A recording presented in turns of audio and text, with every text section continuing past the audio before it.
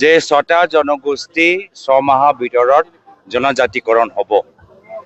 10 বছৰ পাৰ হৈ গ'ল, প্ৰধানমন্ত্ৰী নিমাত আৰু মুখ্যমন্ত্ৰী নিমাত। মই প্ৰথমে নিজৰ ফালৰ পৰা মই এটা কথা ক'বলৈ বিচাৰোঁ যে প্ৰধানমন্ত্ৰী মোদী ডাঙৰীয়া আজিৰ পৰা 10 বছৰ আগতে কৈছিল যে 6টা জনগোষ্ঠী 6 মাহৰ ভিতৰত জনজাতিকৰণ হ'ব। 10 বছৰ পাৰ হৈ গ'ল, প্ৰধানমন্ত্ৰী নিমাত আৰু মুখ্যমন্ত্ৰী নিমাত।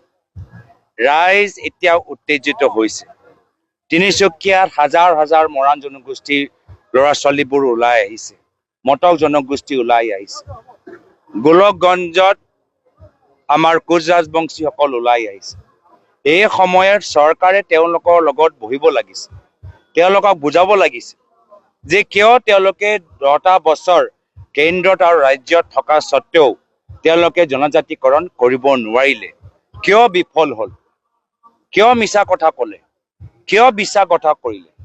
কিন্তু ৰাইজক নিজৰ মুখখন দেখুৱাতকৈ, ৰাইজৰ লগত আলোচনা কৰাতকৈ আজি তেওঁলোকে বিশেষকৈ হিমন্ত বিশ্ব শৰ্মা ডাঙৰীয়া অসম আৰক্ষীক পঠাই যিদৰে নিম্ৰভাৱে বৰ্বৰভাৱে কোচ ৰাজবংশী যুৱক যুৱতীসকলক মাৰিছে, তেওঁলোকৰ তেজ ওলাইছে, আমি তীব্ৰ ভাষাৰে আমি গৰিহণা দিছোঁ।